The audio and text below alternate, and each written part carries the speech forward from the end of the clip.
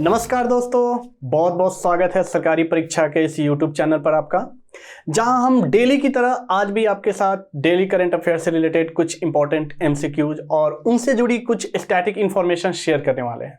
दोस्तों, यहाँ पर जो आपको MCQs और इम्पोर्टेंट इन्फॉर्मेशन शेयर की जा रही है वो आपके आने वाले एग्जाम्स के पॉइंट ऑफ व्यू को देखते हुए तैयार की गई है।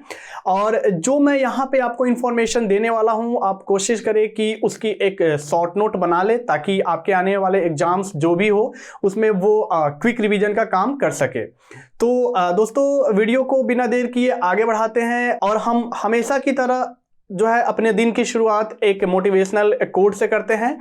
तो देखते हैं कि हमारा आज का जो है वो आपके लिए कौन सा खास मोटिवेशनल कोट है जो आपके अंदर जो है वो भरपूर एनर्जी भरने वाली है, ताकि आप इस वीडियो में कहीं भी मायूस या कहीं भी लूज ना पड़े। तो सबसे पहले हम अपने मोटिवेशनल कोट की तरफ बढ़ते हैं और हमारा जो आज का मोटिवेशनल कोट है वो है, nothing is really work unless you would rather be doing something else. जी, कोई भी काम तब तक नहीं होता या तब तक जो है वो सफल नहीं होता जब तक आप उस काम को करने के लिए आगे नहीं बढ़ते, यानी आप शुरुआत नहीं करते हैं।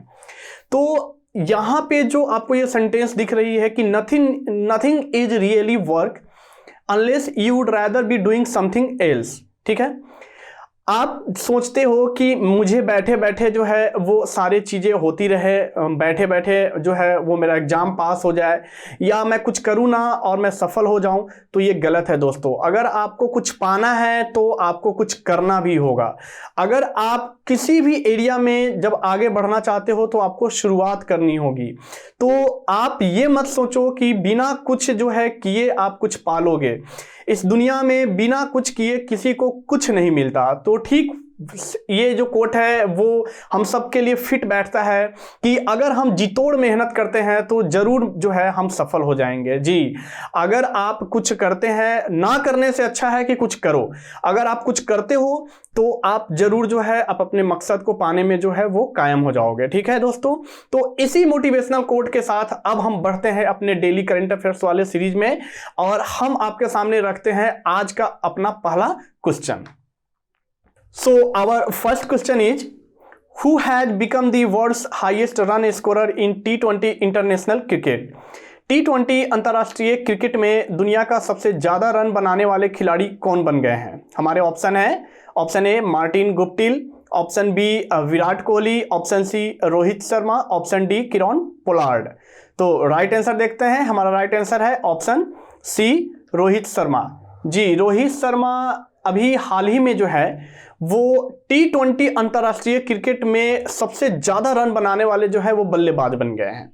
अभी जो है इंडिया की T20 सीरीज श्रीलंका के साथ चल रही है, जिसमें पिछले दिनों रोहित शर्मा ने जो है वो 44 रन का स्कोर किया और इस स्कोर के साथ उनकी जो T20 में जो कुल टोटल स्कोर हो गए वो हो गया 3307 रन्स। यानी उन्होंने जो है वो टोटल T20 अंतर्राष्ट्रीय मैचों में उनका जो रन है वो 3307 यानी 3307 रन जो है उनका टोटल हो चुका है। और इस रन के साथ ही जो है रोहित शर्मा पूरे विश्व के T20 में सबसे ज्यादा जो है वो रन बनाने वाले जो है वो बल्लेबाज बन गए हैं।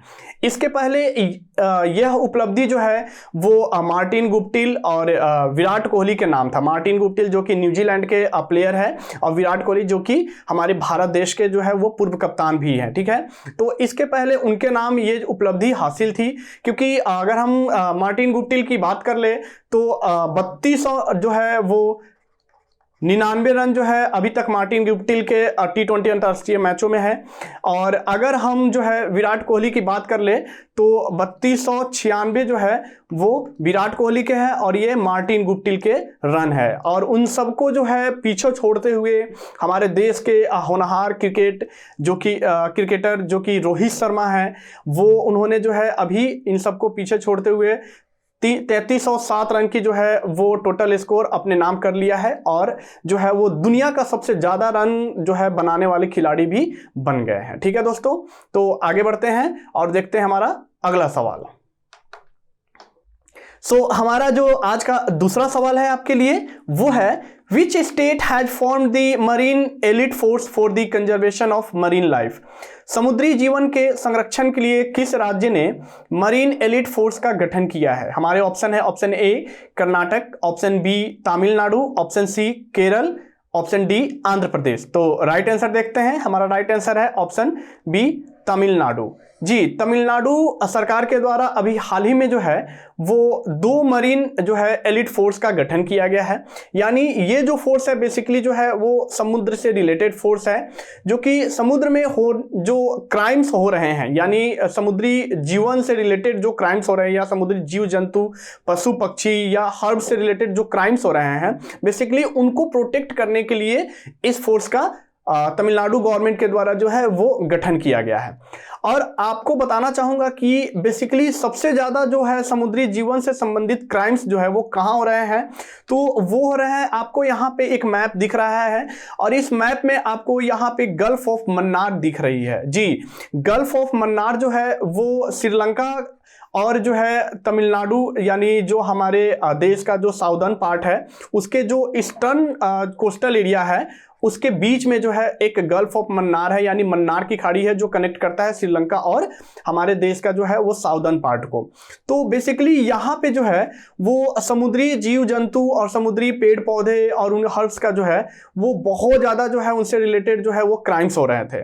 तो उनसे उन्हीं को रोकने के लिए यानी समुद्री जीव जंतु के संरक्षण के लिए, उन्हें बचाने के लिए जो है अभी तमिलनाडु गवर्नमेंट के द्वारा जो है वो 2 एलिट फोर्स का गठन किया गया है।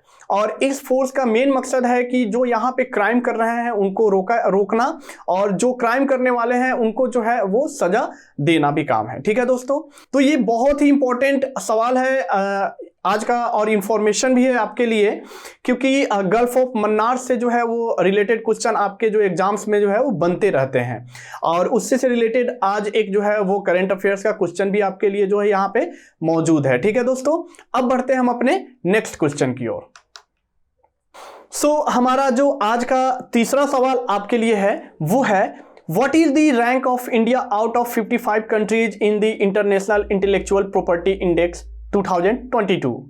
अंतर्राष्ट्रीय बौद्धिक संपदा सूचकांक 2022 में 55 देशों में भारत का स्थान क्या है? हमारे ऑप्शन है, option A 40, option B 41, option C 42, option D 43। तो राइट आंसर देखते हैं, हमारा राइट आंसर है ऑप्शन डी 43। जी, अंतर्राष्ट्रीय बौद्धिक संपदा सूचकांक 2022 यानी ये एक प्रकार का इंडेक्स है और इस इंडेक्स में जो है वो टोटल जो है 55 देशों का ये इंडेक्स जारी किया गया है।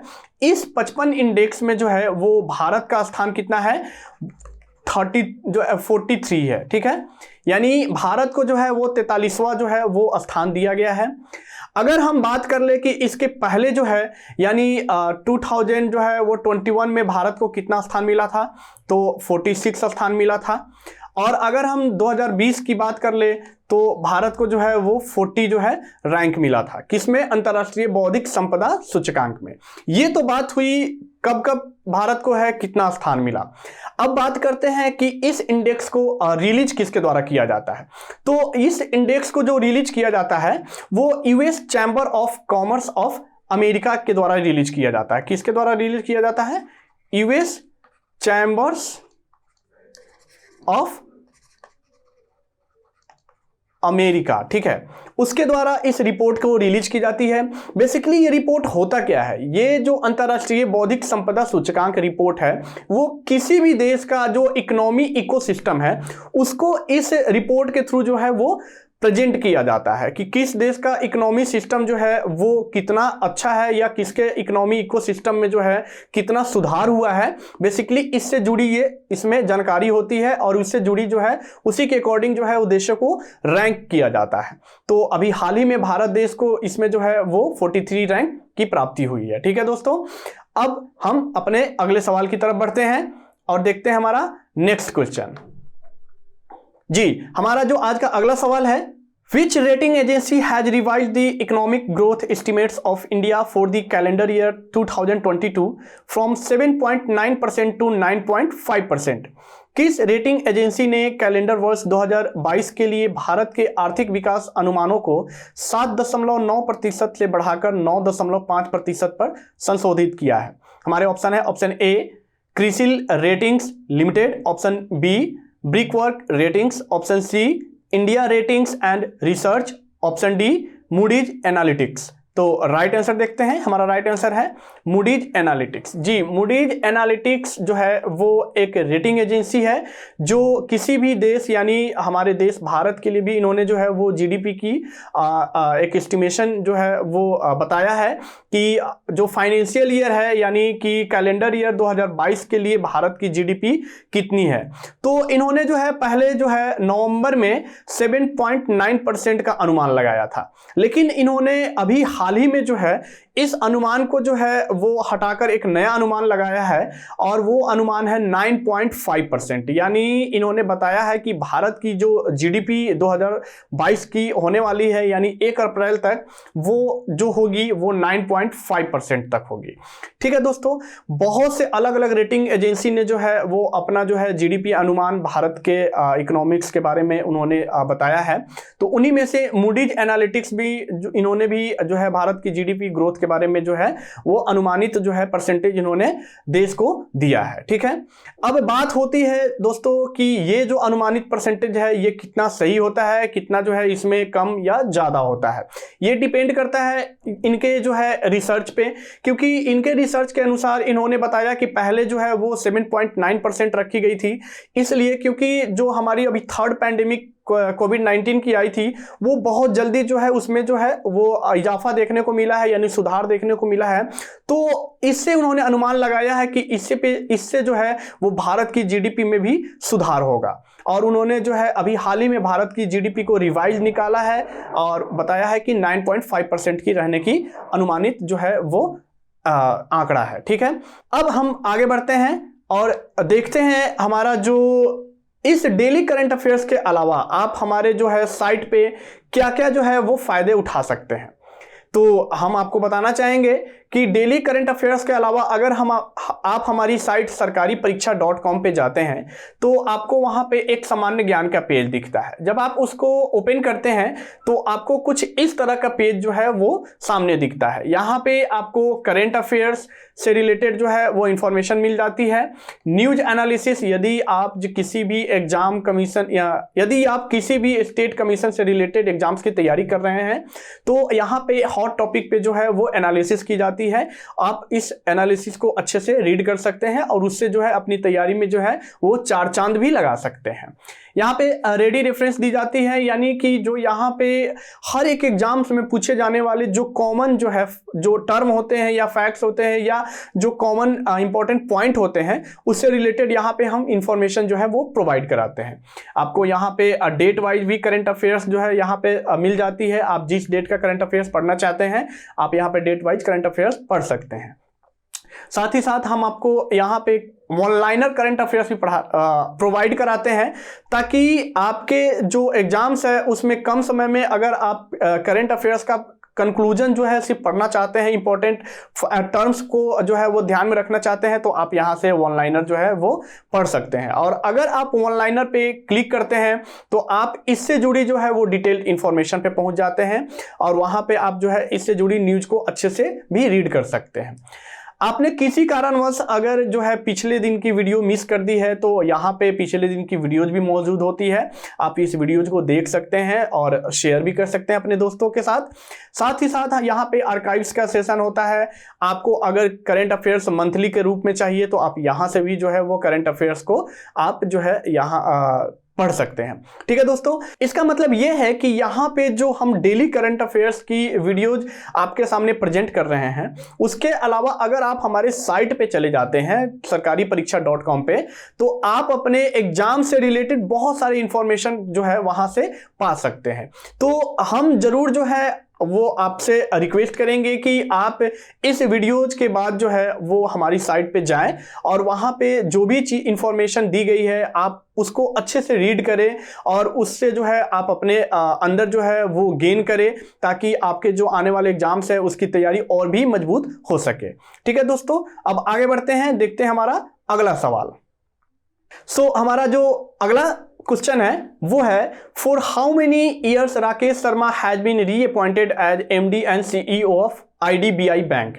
राकेश शर्मा को आईडीबीआई बैंक के एमडी और सीईओ के रूप में कितने साल के लिए फिर से नियुक्त किया गया है? हमारे ऑप्शन है, option A 1 year, option B 2 years, option C 3 years, option D 4 years. तो राइट आंसर देख लेते हैं। हमारा राइट आंसर है ऑप्शन सी 3 ईयर्स। जी, राकेश शर्मा यानी आईडीबीआई के ये एमडी और सीईओ के पद पे हैं और इन्हें फिर से जो है वो 3 साल के टर्म के लिए जो है दोबारा एमडी और सीईओ के रूप में नियुक्त कर लिया गया है। किस बैंक के?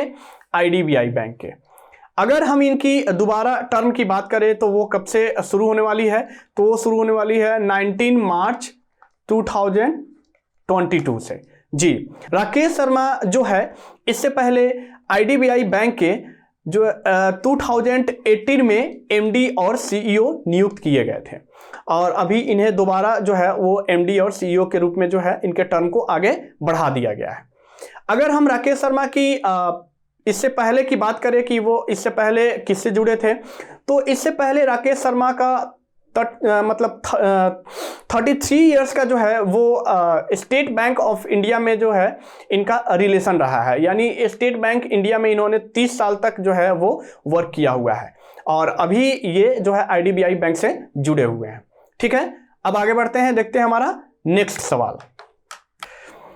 हमारा जो आज का अगला सवाल है वो है, who is the author of a new book titled the great tech game Shaping Geopolitics and Destinies of Nation।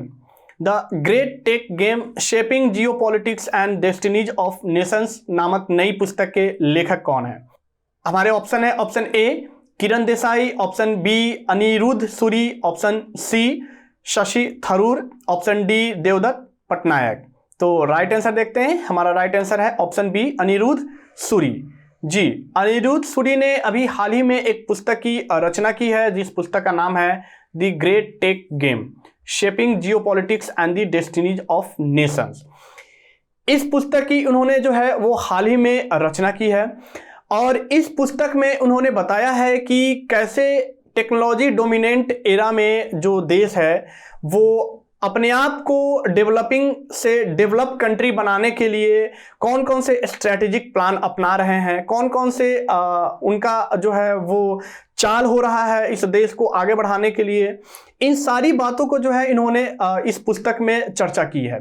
और अगर हम अनिरुद्ध सूरी की बात कर ले तो अनिरुद्ध सूरी जो है वो इंडिया इंटरनेट फंड के जो है वो फाउंडिंग डायरेक्टर और मैनेजिंग डायरेक्टर भी है। ठीक है, यानी ये एक लेखक के साथ जो है एक कंपनी इंडिया इंटरनेट फंड उसके ये फाउंडिंग पार्टनर और मैनेजिंग डायरेक्टर के पद पे विद्यमान है। ठीक है दोस्तों, अब आगे बढ़ते हैं, देखते हैं हमारा नेक्स्ट क्वेश्चन।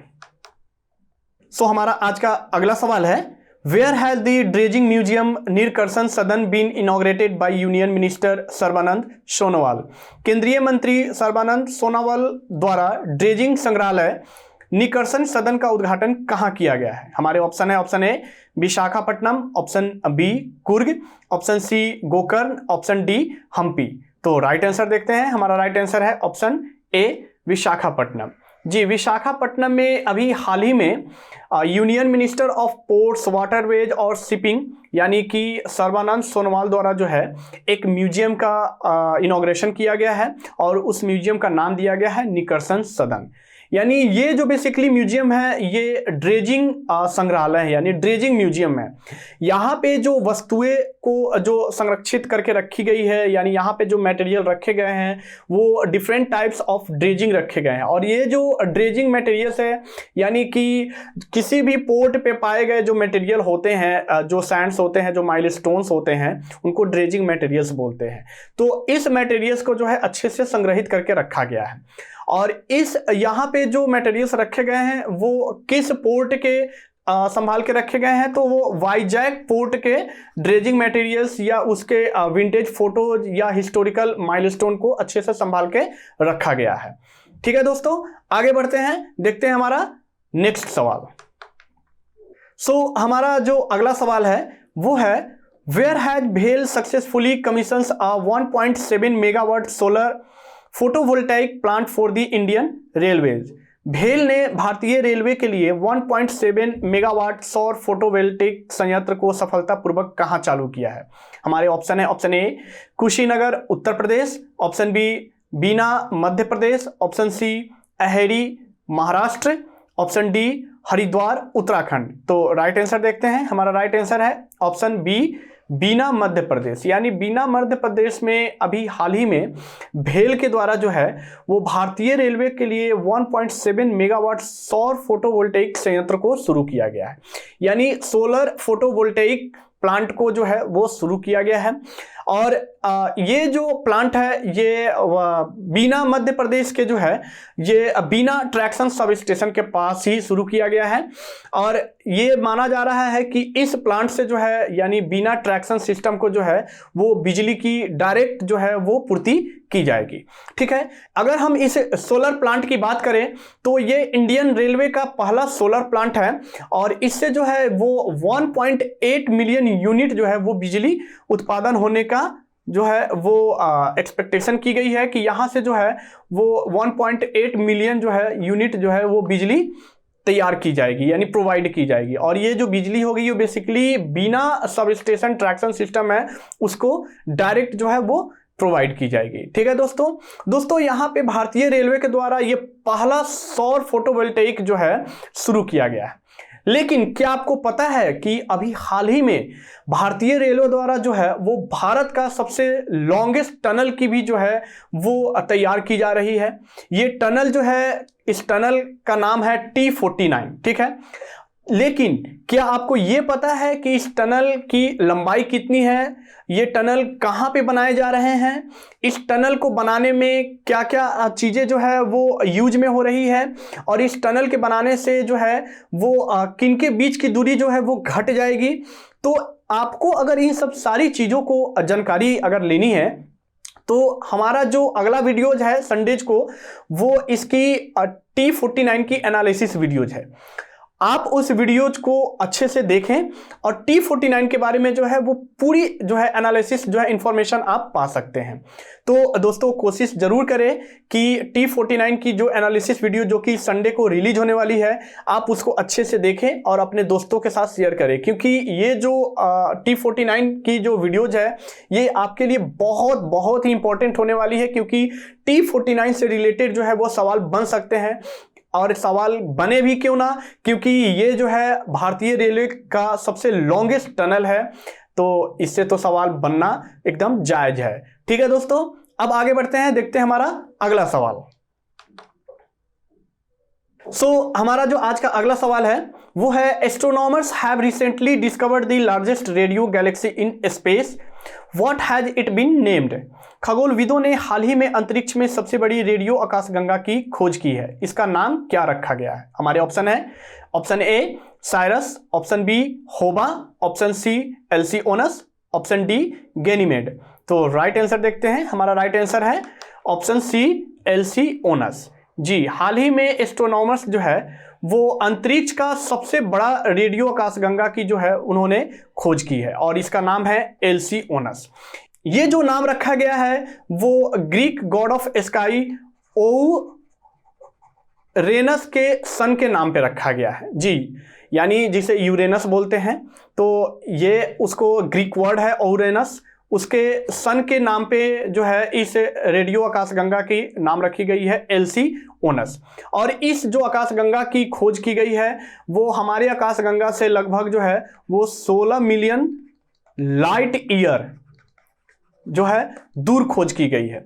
और इसको जो खोज की गई है वो दुनिया का सबसे लार्जेस्ट रेडियो टेलीस्कोप यानी कि लोफर, LOFAR, यानी इसको क्या बोलते हैं, द लो फ्रिक्वेंसी एरे, यानी ये टेलीस्कोप का नाम है लोफर, इसके द्वारा इसकी खोज की गई है। दोस्तों लाइट ईयर यहाँ पे जो है वो आपको दिख रहा है, लाइट ईयर यानी 16 मिलियन लाइट ईयर जो है के बाद इस गैलेक्सी को, इस आकाश गंगा को जो है ये खोजा गया है। अब हम बात कर लेते हैं कि लाइट ईयर आखिर होता क्या है। यानी अगर हम बात करें लाइट ईयर की, तो लाइट ईयर जो होता है वो एक साल में लाइट के द्वारा ट्रेवल किया गया डिस्टेंस होता है, तो उसे लाइट ईयर कहते हैं। और 1 लाइट ईयर में जो होता है 9.46 इंटू 10⁻12 किलोमीटर होता है। ठीक है दोस्तों, और यहाँ पे अगर हम जो है वो लाइट की स्पीड की बात कर ले तो 3 इंटू 10⁸, लाइट की स्पीड 3 इंटू 10⁸ मीटर पर सेकेंड होता है। ठीक है दोस्तों, तो ये बहुत ही इंपॉर्टेंट इंफॉर्मेशन है आपके लिए। ठीक है, अब आगे बढ़ते हैं और देखते हैं हमारा आज का आखिरी सवाल। हमारा जो आज का आखिरी सवाल है जो कि आपके लिए बहुत बहुत इंपॉर्टेंट है, वो है the Indian institute of technology will establish it's first branch outside India in the dash. भारतीय प्रौद्योगिकी संस्थान डैश में भारत के बाहर अपनी पहली शाखा स्थापित करेगा। हमारे ऑप्शन है, option A Sri Lanka, option B Nepal, option C UAE, option D Bangladesh. यानी यहाँ पे आपसे पूछा गया है कि आईआईटी, जो कि आप सभी जानते होंगे, ये इंजीनियरिंग की एक इंस्टीट्यूट है, the Indian institute of technology, जिसमें इंजीनियरिंग की प्रिपरेशन करने वाले स्टूडेंट्स जो है वो एग्जाम्स देकर जो है इसमें दाखिला लेते हैं और बीटेक की जो है वो डिग्री प्राप्त करते हैं। ठीक है, तो उसकी जो है अभी हाल ही में घोषणा की गई है कि भारत के बाहर जो है इसकी एक शाखा स्थापित की जाएगी। तो आपको बताना है कि वो शाखा कहाँ पे स्थापित की जाएगी। तो हमारे ऑप्शन आपने तो देख लिए, अब देखते हैं राइट आंसर। हमारा राइट आंसर है संयुक्त अरब अमीरात, यानी कि यूएई में भारत देश से बाहर जो है वो इंडियन इंस्टीट्यूट ऑफ टेक्नोलॉजी की स्थापना की जाएगी। इसकी जो डिसीजन ली गई है वो यूएई के द्वारा, यूएई की गवर्नमेंट और भारत की गवर्नमेंट की एक जो है वो समिट हुई है। उस समिट में ये डिसीजन लिया गया है कि अब भारत जो है वो भारत के बाहर भी इंडियन इंस्टीट्यूट ऑफ टेक्नोलॉजी की जो है ब्रांच को वो बढ़ाएगा, और वो पहला देश बना है यूएई जहां पे इंडियन इंस्टीट्यूट ऑफ टेक्नोलॉजी के ब्रांच की घोषणा की गई है। ठीक है, अगर हम अपने देश की बात कर ले तो हमारे देश में जो है वो अभी 23 जो है इंडियन इंस्टीट्यूट ऑफ टेक्नोलॉजी मौजूद है, जो कि अंडर ग्रेजुएट, पोस्ट ग्रेजुएट या डॉक्टर लेवल प्रोग्रामिंग की जो है वो पढ़ाई कराते हैं। ठीक है दोस्तों, तो ये आपके लिए बहुत ही इंपॉर्टेंट क्वेश्चन है, आप इसको जरूर नोट डाउन कर ले। तो दोस्तों ये थे हमारे आज के डेली करंट अफेयर से रिलेटेड कुछ इंपॉर्टेंट एमसीक्यू जो आज आपने यहां पे देखा। दोस्तों अगर आप इससे रिलेटेड और भी अधिक जानकारी चाहते हैं तो आप हमारे सोशल मीडिया साइट, यानी आप किसी भी सोशल मीडिया पे मौजूद हो, चाहे वो फेसबुक हो, टेलीग्राम हो, ट्विटर हो, आप हमें वहाँ भी फॉलो कर सकते हैं। आप जो है वहाँ भी हमसे जो है इंफॉर्मेशन गेन कर सकते हैं। अगर आपको ये वीडियो पसंद आया है तो आप लाइक करें, शेयर करें और हमें कमेंट जरूर करें। दोस्तों इस वीडियो को अपने दोस्त और फैमिली रिलेटिव्स जो एग्जाम की प्रिपरेशन कर रहे हैं उनके तक जरूर पहुंचाएं, क्योंकि ये वीडियो जो है उनके लिए काफ़ी ज़्यादा जो है हेल्पफुल होने वाले वीडियोज है। अगर दोस्तों आप इस चैनल पे नए हैं तो आप इस चैनल को सब्सक्राइब कर लें और बेल आइकन को जरूर प्रेस कर लें, क्योंकि अगर आप इस बेल आइकन को प्रेस करते हो तो जो हमारी डेली करंट अफेयर्स की वीडियो जो पर डे अपडेट होती है उसकी नोटिफिकेशन आपको सबसे पहले मिल जाएगी। ठीक है दोस्तों, धन्यवाद।